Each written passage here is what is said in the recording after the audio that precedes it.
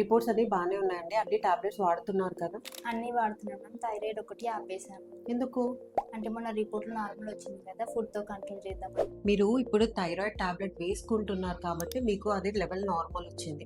Hypothyroidism ఉంది మీకు, అంటే థైరాయిడ్ హార్మోన్ తక్కువ ఉంది. దాన్ని టాబ్లెట్తో సప్లిమెంట్ చేసాము. ఈ లెవెల్స్ నార్మల్ వచ్చిందంటే మీకు థైరాయిడ్ తగ్గినట్టు కాదు, ఆ డోస్ సరిపోతున్నట్టు. ఇంకా పెంచని అవసరం లేదు, తగ్గించాల్సిన అవసరం లేదు.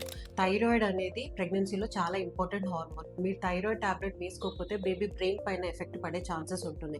అట్లనే ప్రెగ్నెన్సీలో బీపీ వచ్చే ఛాన్సెస్ అండ్ రక్తహీనత అంటే అనీమియా వచ్చే ఛాన్సెస్, ప్రీటర్మ్ డెలివరీస్, నెలలు నిండక ముందు డెలివరీ అయ్యే ఛాన్సెస్ ఉంటుంది. అలానే డెలివరీ తర్వాత కూడా ఓవర్ బ్లీడింగ్, పీపీహెచ్ అంటాం, అది అయ్యే ఛాన్సెస్ కూడా ఉంటుంది.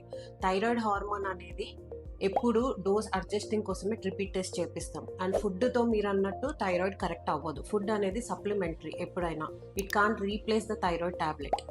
అండ్ థైరాయిడ్ రోజు ఒకటే టైంకి వేసుకోండి. అండ్ ఎప్పుడు స్కిప్ చేయొద్దు, పరిగడుపున వేసుకోవాలి. ఇది వేసుకున్నాక 1 అవర్ వరకు ఏం తినొద్దు, తాగొద్దు. ఓకేనా? ఓకే.